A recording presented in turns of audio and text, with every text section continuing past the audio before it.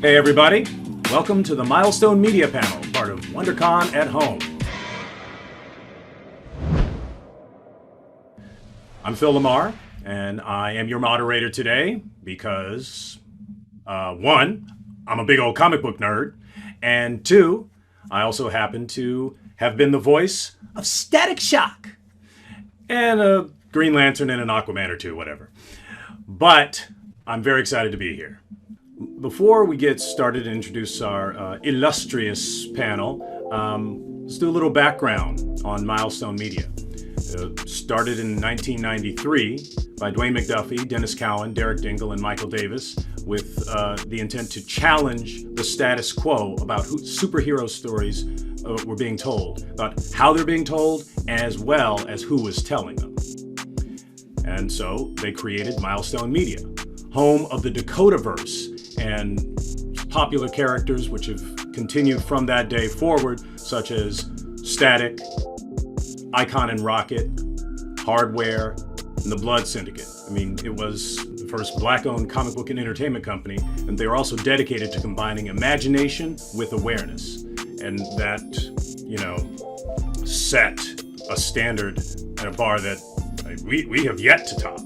And their creative and cultural impact wasn't just limited to comics. In the early 2000s, the Static Shock animated series on Kids WB introduced an even wider audience to the world of Dakota.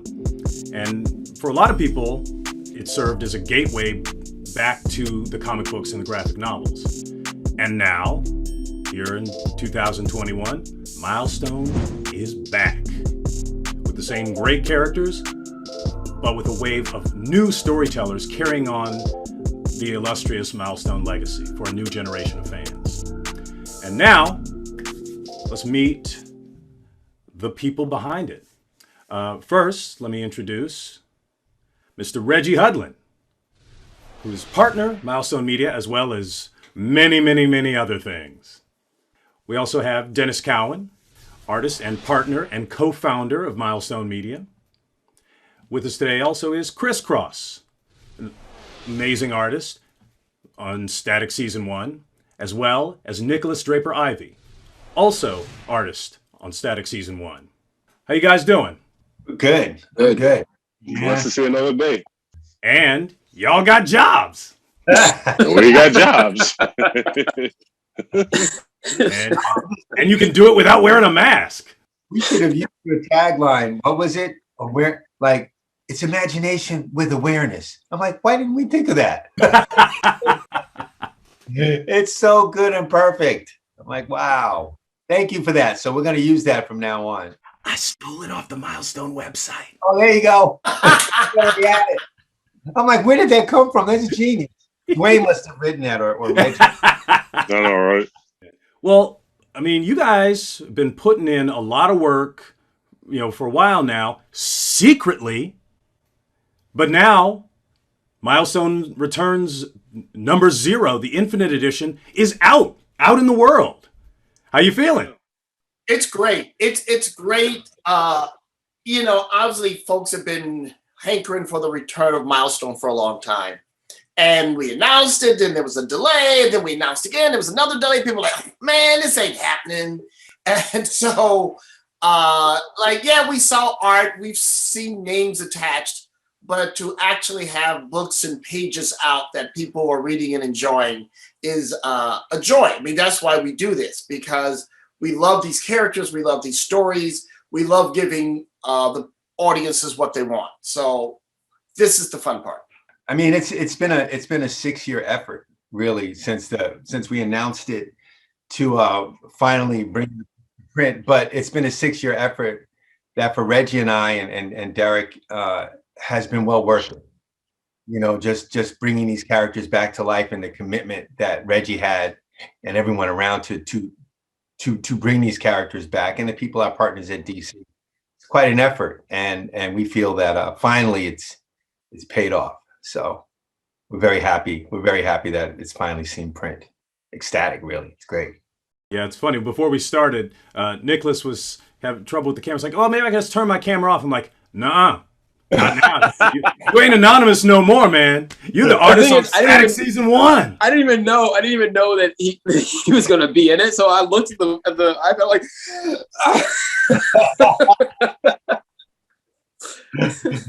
Yes, and he introduced you. So there you go. Yeah, I'm scared. Yeah, for me, it's like coming home again, man, because it's been a long time since I guess the last time I even touched Milestone in any part or fashion was when they did Milestone Forever back in 2012, was it? 2011? 2010, something like that. And that was when Uncle Dwayne McDuffie was writing the book.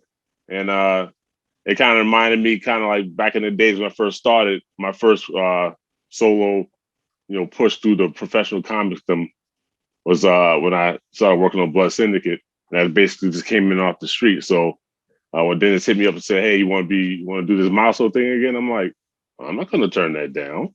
Come on, man. One about things that Reggie and I discussed is bringing in the new talent like Nikolas, like Vita, and mixing it with the talent that's been there before and working with Milestone, like you, everyone else. So it's going to be a gradual process of working with all the people we want to work with, including the Milestone alumni. You're the first person we brought around, but hopefully, you will certainly not be the last. I mean, to me, that was the DNA of Milestone from the very beginning. When Dennis and Dwayne and Christopher Priest and those guys and Michael all got together, they were the most successful black writers and artists in the industry. So they came together like United Artists, like Image, like any number of metaphors to define what they were. At the same time, the number of creators that they discovered and launched who went on to have amazing careers in the business is also really impressive. So like Dennis said, we like, okay, what worked before? Bringing in veterans and launching new talent. So we're going to stick with what works. And that's the key to passing on a legacy. Don't just keep it, with the established, old guard. You pass it on to the young bloods. And stay relevant. I mean, one of the pleasures of working with Nikolas is, he's got a perspective which is exciting and fresh. And when Dennis and I first saw his art, we were like, yeah, that's what we need. Yep. Milestone has never been a nostalgia brand, right? I mean, it was super cutting edge when it was launched, and we're not saying, oh yeah, let's bring back the 90s. It's like, no. How do we be super relevant for the 21st century? And I know, there are always a subset of comic book fans are like, you changed one thing from the... it's coming, Reg. It's coming. You have to evolve and grow. It's mythology. Mythology evolves with the times. And particularly Milestone, because it's all about where are Black people today. I mean, that was Miles Davis's thing. Jazz is what music we need to hear today. And that's what we're trying to do in the comic book medium. Absolutely. Zeus became Jupiter. All mythology evolves with the people who the story is for. But let me ask Chris and Nikolas, because we're talking about the history of it. Do y'all remember your first introduction to the Milestone characters? And I know this is a harder question for that's like saying, it's like, when did you first learn about Mickey Mouse? Because Milestone is now such a part of our culture. But do you guys have any recollections? Yeah, honestly, it was Static. It was the cartoon, and I realized there were comics, before that. But it was definitely the cartoon. That's what I grew up with, and I started looking into where it came from, looking into Milestone, looking at like the original subject matter and source material, and I'm like, man, they weren't pulling any punches with some of this, like the OG stuff. But that was my introduction, and then I started learning about the characters too. My dad actually, he gave me an issue. I think it was Blood Syndicate with a Holocaust on the cover. And I didn't even know what I was looking at when I was a kid. He's like, oh yeah, you should know about this. And I'm just like, oh no. I'm like, what is this? Yeah. So that was my introduction, I think, to Milestone, like to comics like that. But it wasn't. It was Blood Syndicate. But I had seen the Static cartoon. Yeah. Yeah. My introduction was, and I'm sure Dennis is tired of hearing this story. So I mean, I basically walked in off the street from School of Visual Arts in between classes. It was like a 2-hour shift in between classes. So I then walked in off the street and showed my stuff in. And it was literally this weird process where, you know, the office manager, Christine, everybody loves Christine. She saw me coming in. I had pages. I said, I just want to be able to come in and see if I could get a gig here. You know, I brought some pages as one who I can show. And then she grabbed it. She took it off to Joe James, who used to be there. I don't know where that brother is, but I'm sure he's doing well. And it took her to the back, and then it went straight into Dennis's office. Dennis came out. He looked at me, and then he went across over to another door. It just so happened to be Michael Davis' office. And then Michael Davis was like, "What you doing here?" I said, "Trying to get a gig." And I said, "Well, what's happening here?" And then he goes into another office, and then they both go in another office, and Derek Dingle comes out, who shakes my hand. And then he goes back into another office, and Big Dwayne comes out. Yeah, Dwayne. We got Dwayne last. Yeah. Yeah, they looked at me and said, "You drew this?" I said, "Yeah." I said, "What's happening here? What's going on over here?" So by the end, they all introduced themselves, and they said, "We want to see what you can do." And my first gig that day, I walked out with a gig and was doing the 9-card set that wound up coming together with the Blood Syndicate. And that's kind of the thing that got me that gig. So I kind of, and it also was Aqua Maria also, that 10th card. The thing you described, I remember that day. I remember that day really well. I remember going into Derek's office. I remember going to get Dwayne and pulling him out. I remember all that. I also remember that was like one of those movie comic book moments. Like, yeah. You come up the street, and then the guy goes, "Wait a minute," and then goes into another office, says, "Come here, look, get stuff." And then goes get somebody and says, No, come here. And then we all come out and stare at you. I think, and now I'm thinking about it. I remember that day, and I remember even then thinking, this is unusual, but this, like, it had to happen the way it was happening, you know? And we also wanted to give you something to remember. Like, yeah, I still remember, that's for sure. I remember asking Christine to the side when it was happening, "Is this normal?" And she said, "No." I'm like, okay. Phenomenal talent. Just walked in hot. So. And then John Paul Leon gets shown to me, and I felt like total crap. Because Dennis goes, "Look at these pages. See these pages? We want you to kind of think like this." I said, "Who did this?" He said, "This guy named John Paul Leon." And I said, "What, is he working with you guys too?" "Yeah, we just got him also." I said, "Crap, I gotta follow that." It was hot. That time it was you, John Paul Leon, is like, it was happening. Robert Washington was writing Static. Robert Washington, God rest his soul. I was trying to keep up with you guys. It was, you know, dinking along with hardware, just trying to, it was like working next to pyros. I never told you this, Dennis, but after what's funny was after we actually sat down to talk to each other and sat down in the office, I started talking about, like, he's looking at the pages. He's just really quiet, you know? And he's like, "So how much you get paid in your last gig?" I said, "Well, I'm kind of going through all these different scenarios."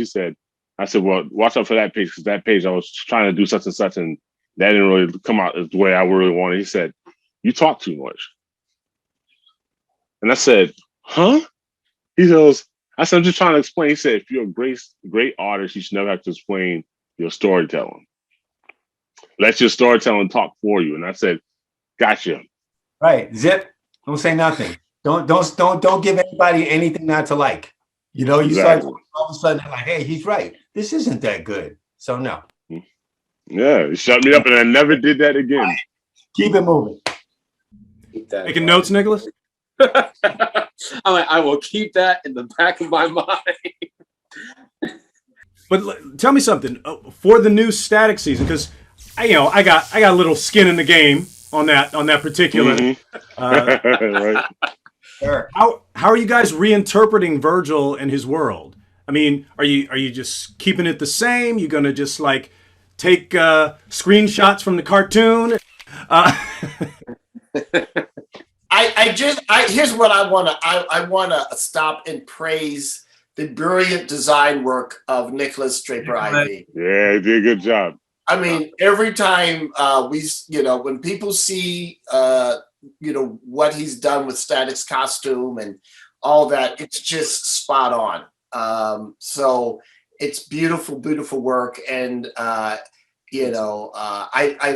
Dennis has been a spectacular partner, mentor to him, and I'm very excited about what's coming, just from an art point of view, and yeah, the story is going to be fantastic. We're just updating it that, look, kids are protesting because guess what? My kids are protesting. Like, they're leaving their school with signs and marching because of what's happening in America right now. So, to not do that would be irresponsible storytelling. It's like, well, if you're not acknowledging what's happening in Black America right now, then that would be terrible. And, that's a change that is just a natural evolution. At the same time, the idea that the cops are using tear gas on these peaceful protesters, that was true then, that's true now. So that's a very natural idea. And the idea that there's some experimentation going on with the Black community, that's pretty classic, tragically, going back from Tuskegee through, LSD experiments in the U.S. Army to right now.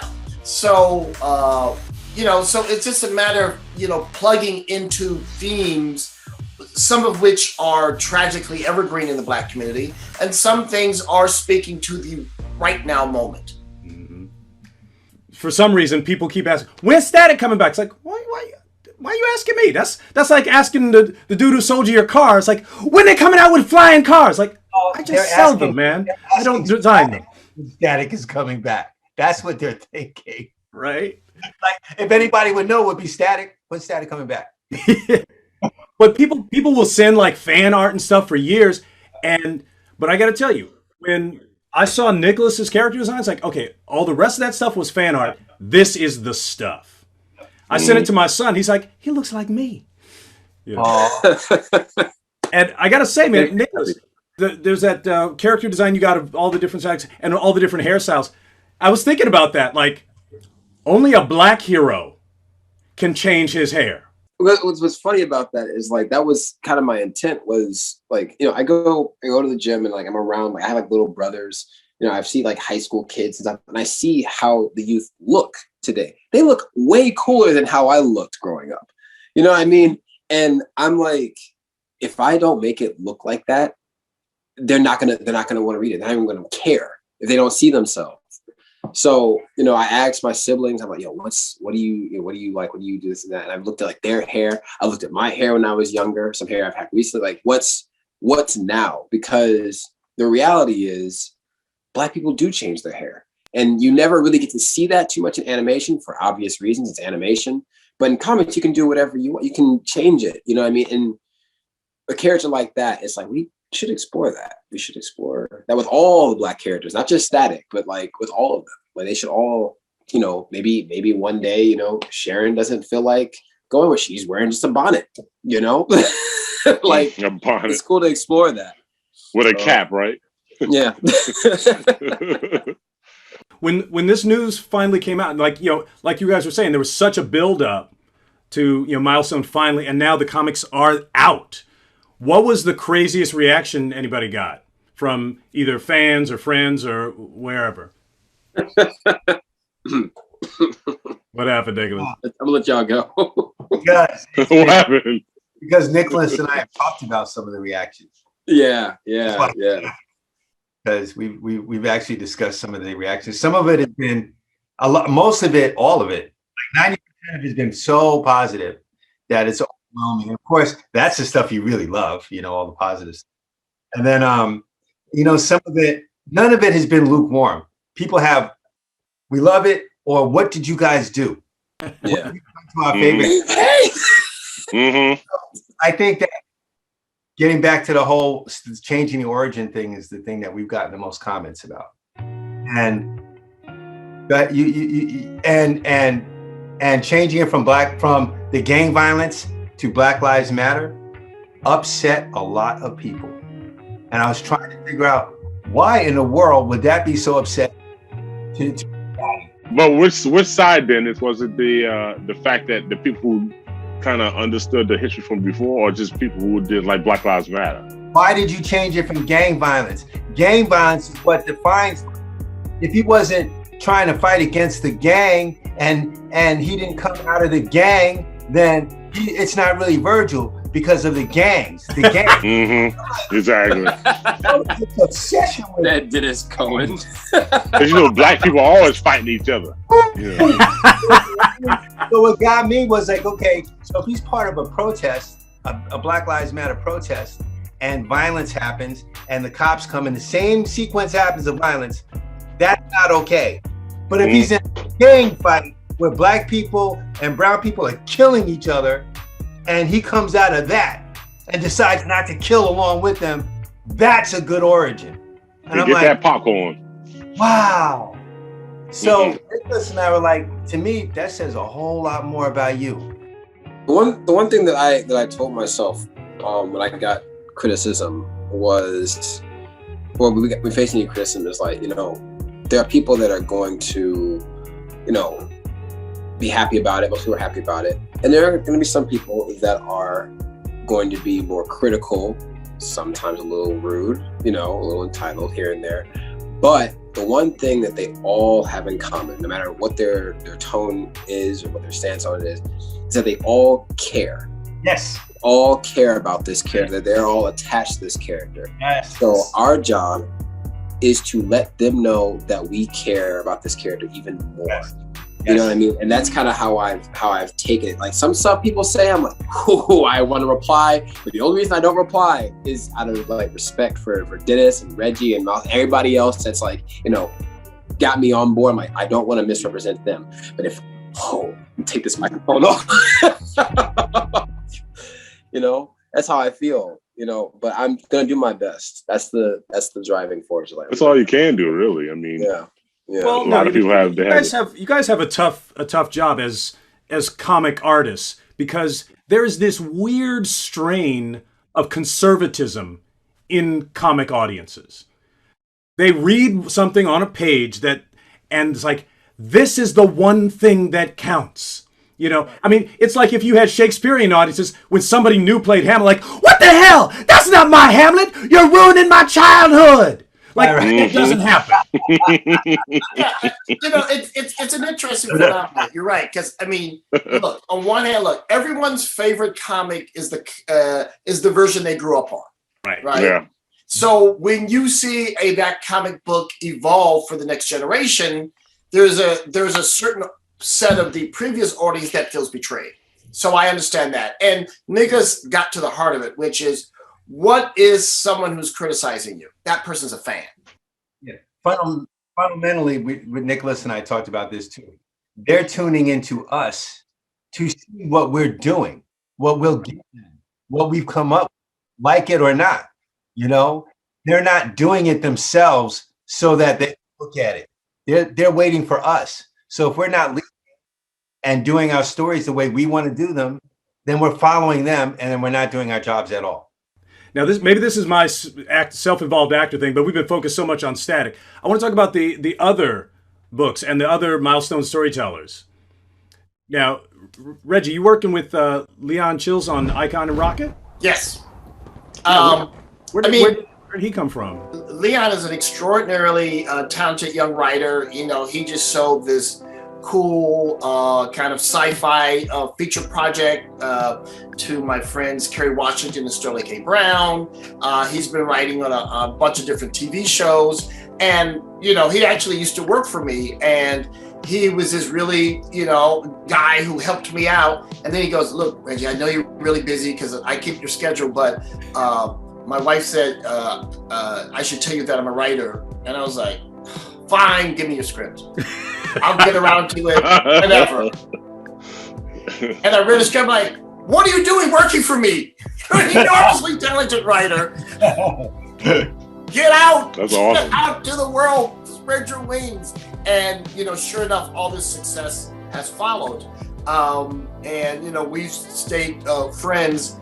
And as we're building out Milestone, right? Because I was first, of course, well, I want to write everything because I love all these characters and I've got big ideas, right? And Dennis and I were like, I'm going to write everything, Dennis is going to draw everything, and that's how we're going to do it. And then we're like, guess what? This is impossible. So I was like, look, we can work on all this stuff, but we need help, right? And I was like, well, who would be really great at this? I was like, Leon would be awesome.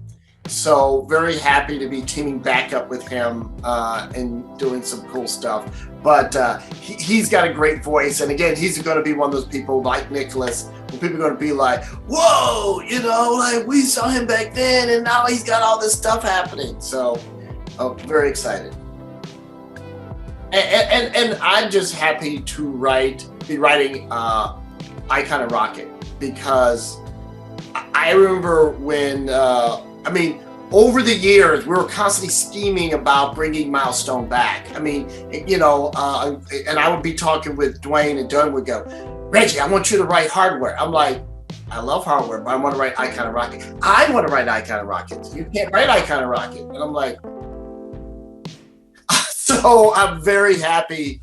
I wish Dwayne were here to be seeing and approving or objecting to what I'm writing, but it's great to be writing. I'm happy to be involved in every aspect of Milestone, but especially happy to be writing those characters. I remember when Dwayne, I was gushing about how much I loved it, and he goes, yes, because they're a unity of opposites. I go, what do you mean? He goes, man, woman, young, old, alien, human, conservative, progressive. It was like, right. It's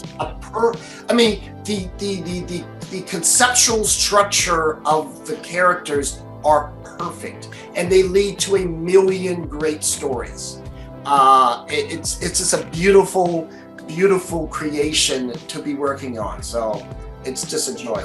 Reggie and Leon are writing it, and we got the great artist Doug Braithwaite to for us, and we're just so excited about that. It's like almost as good as having ChrisCross. It's like it's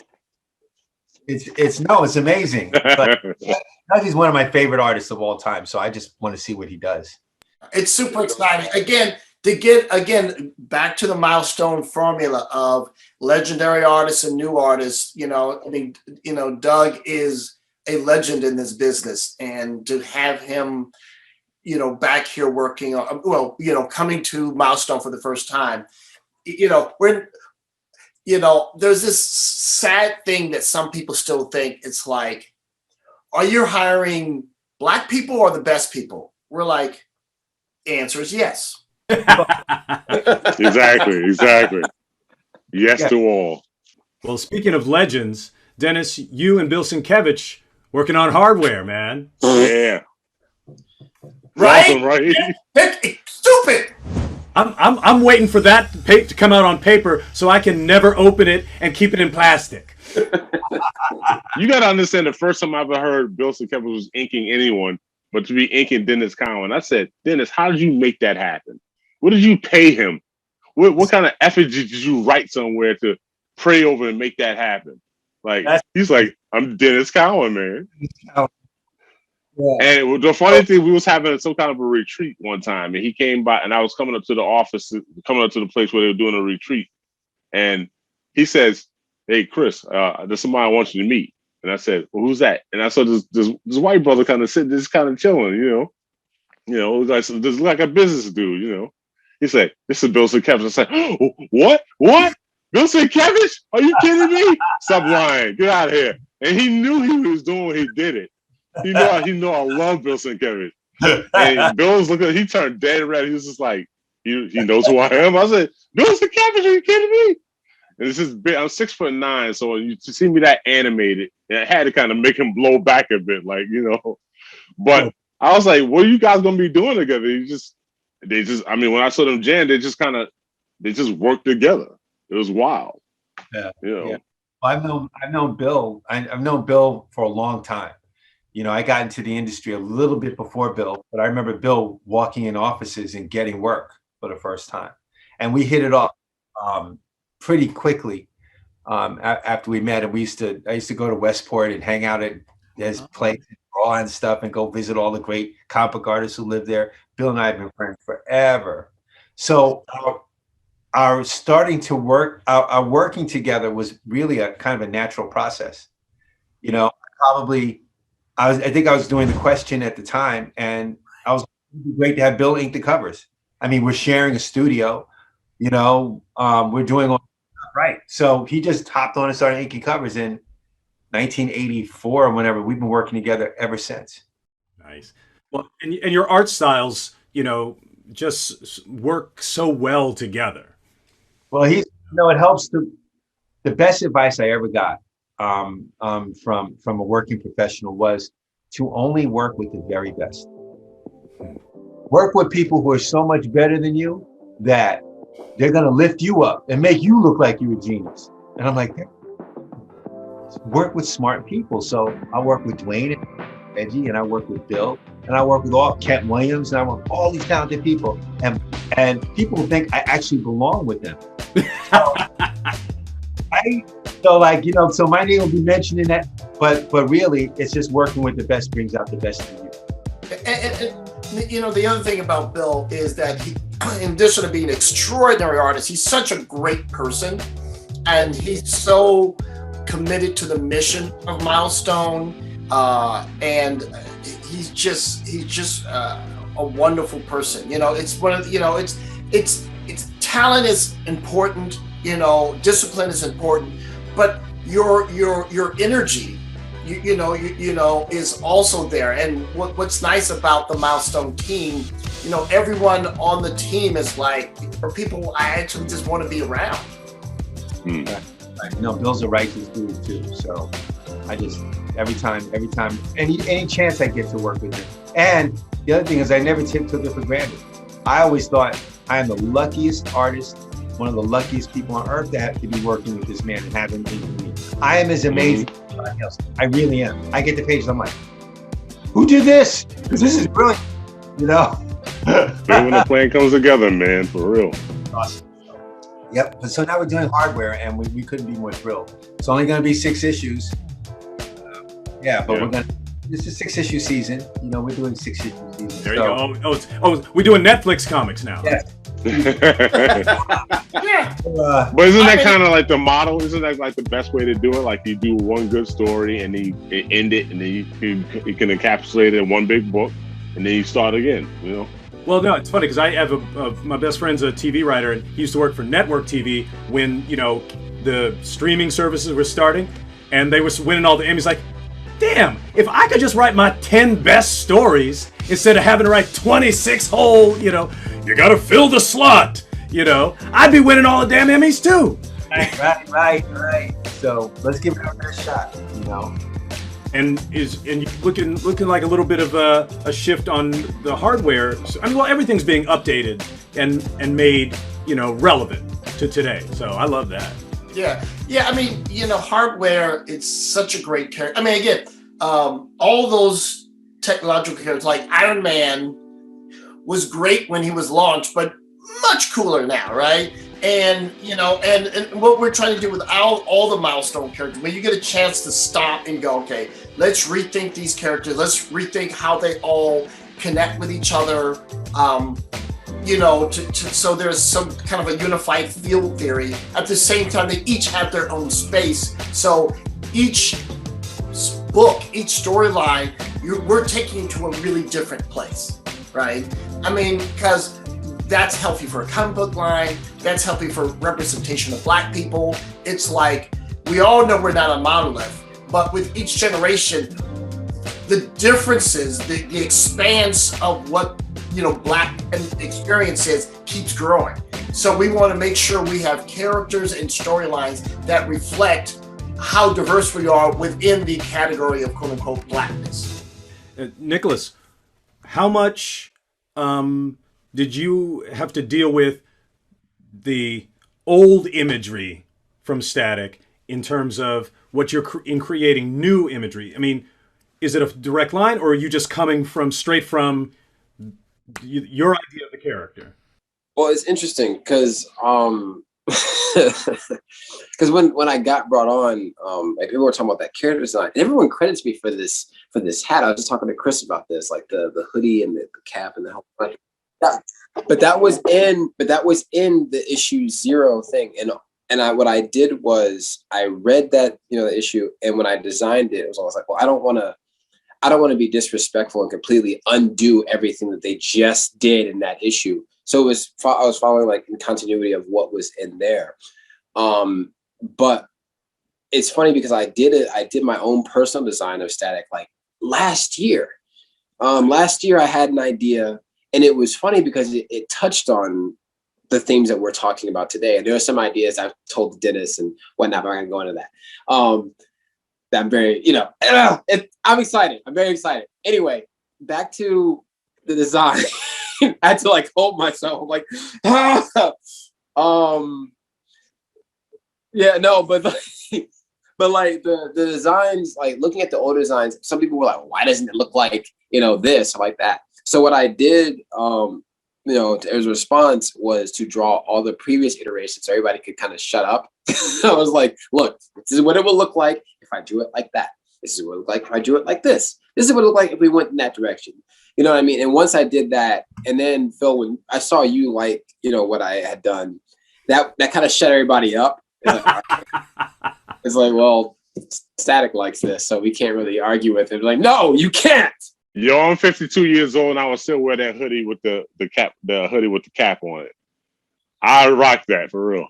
I legit though, I really have a respect for everything that came before me, and I want people, when they look at this comic, I want them to see parts of, like, you know, their childhood and stuff that they grew up on as well, and not just alienate those old, like, you guys, the old fans, there's nothing in here for you to like. It's like, no, I want them to look at it, but oh, they actually do give a damn about us. They put the X cap in here. That okay, you know. And it's like there's stuff in there that I'm a fan too, and I want people to understand that about me. It's like, it's not just a job. Like, I really do care about this. And, you know, if I can get a little sentimental here, like I did my research and I was looking at all these different interviews, and, you know, I looked at, you know, the history of Milestone, and I was looking at Dwayne McDuffie, and, you know, it kind of struck me really hard because he's, you know, from Detroit, which is where I'm from. And it hit a little bit deeper. And I'm like, you know, I've never really felt this before. Usually when I draw, you know, I'm drawing for myself, or I've never been on something where it's like, hey, you kind of have to uphold someone's legacy. That's never been a situation for me. And it hits different, and you're like, yo, I've really got to knock this out of the park. So when I draw, I'm not just drawing it, you know, to get to the next page. Like, I really am thinking about every single mark that I make. There's a small bit in there where I'm rambling, but there's a small bit where there's just the mom in the morning, you know, and I was like, I called every single Black woman that I knew. I was like, okay, at this hour in the morning, you would have a bonnet on or something like that, right? And they're like, yes. I'm like, okay, Mom, if you're in the, and I was calling, and I was like, yeah. But that's just how much I care about making sure this is done right, and not just like, he just threw this away. You know what I mean? I'm gonna be quiet now. No, thank you, man. No, and Nikolas, you made a great point, man, because you honor a legacy better by capturing the essence of it and carrying it forward than by just copying it. You know, so you take the thing that triggered that feeling in you and do something that triggers that same feeling in the new audience. But you also brought up Dwayne. And I mean, obviously, Milestone would not be here and would not have had the impact that it's had on our culture without Dwayne's contribution. Now, Dennis, Reggie, what do you think? You know, I've thought about that recently. It's funny. I was thinking about what he'd be saying. And, well, one, it would be a whole different thing if he was alive, you know, because it might, you know, it would be me and Reggie and perhaps me and Reggie and Derek and everybody, but it would just be different with Dwayne's presence. That being said, I think he would love the direction we're going in, because this is exactly what we did when we started. That same kind of thing. But the thing that Nikolas is touching on, and the thing that Dwayne and I did, and that everybody at Milestone did, and what we continue to do, that might be the most important thing, is that, you know, we were doing comic books, and we're doing comic books and different things in media using these characters. And we enjoy doing comics, and we're enjoying superhero stories.